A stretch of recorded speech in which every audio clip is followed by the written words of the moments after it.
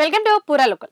ఇప్పుడు శంషాబాద్ అతిపెద్ద railway hub గా మారనుంది. శంషాబాద్ కేంద్రంగా high speed bullet train corridor పనులు త్వరలో పట్టాలెక్కనున్నాయి. దేశంలోని ప్రధాన నగరాలను అనుసంధానించే ఈ ప్రాజెక్టుకు సంబంధించి శంషాబాద్ మండలంలోని బహదూర్గూడలో రైల్వే అధికారులు 650 ఎకరాలను గుర్తించారు. దేశంలోని అతిపెద్ద హై స్పీడ్ రైల్ హబ్ గా ఈ ప్రాంతాన్ని అభివృద్ధి చేయనున్నారు. హైదరాబాద్ నుంచి బెంగళూరు, చెన్నై, పూణేల మధ్య ఈ హై స్పీడ్ ట్రైన్ నడవనున్నాయి. గత ఫిబ్రవరిలో ప్రకటించిన రైల్వే బడ్జెట్ లో తెలంగాణకు 3 హైస్పీడ్ రైళ్లను కేంద్రం ప్రకటించింది. ఇవి కూడా హైదరాబాద్ కేంద్రంగా నడుస్తాయని రైల్వే అధికారులు తెలపగా, శంషాబాద్ లోనే ఏర్పాటు చేయనున్నట్లు దక్షిణ మధ్య రైల్వే కూడా వెల్లడించింది.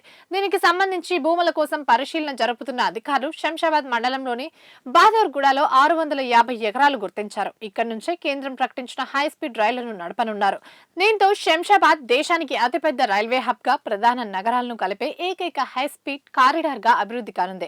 ఈ ప్రాజెక్టు రాకతో శంషాబాద్ తో పాటు చుట్టుపక్కల ప్రాంతాల్లో లోకల్ ట్రాన్స్పోర్ట్స్ డెవలప్ అవుతుందని, పారిశ్రామికంగా భారీ ఎత్తున అభివృద్ధి జరిగే అవకాశం ఉందని నిపుణులు చెబుతున్నారు.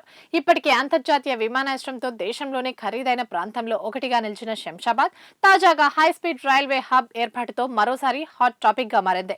హైస్పీడ్ రైల్ కారిడార్ ను 48,000 కోట్లతో నిర్మించనున్నట్లు అధికారులు తెలిపారు.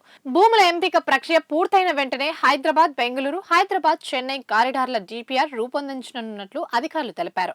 తర్వాత 2027-28లో హైదరాబాద్, పూణే కారిడార్ డిపిఆర్ సిద్ధమవుతుందన్నారు. ప్రస్తుతం హైదరాబాద్ నుంచి బెంగళూరుకు వెళ్లాలంటే 8 నుంచి 10 గంటలు, పూణేకు 10 నుంచి 11 గంటలు, చెన్నైకి 8 గంటల నుంచి 9 గంటలు పడుతుంది. 3 కారిడార్లకు సంబంధించి హైస్పీడ్ రైలు అందుబాటులోకి వస్తే హైదరాబాద్ నుండి బెంగళూరుకు 2 గంటలు, చెన్నైకి 2 గంటల 55 నిమిషాలు, పూణేకి 1 గంట 55 నిమిషాలు మాత్రమే పడుతుంది. దీంతో ప్రయాణ సమయం 6 నుంచి 7 గంటల దాకా ఆదా అవుతుందని అధికారులు అంటున్నారు.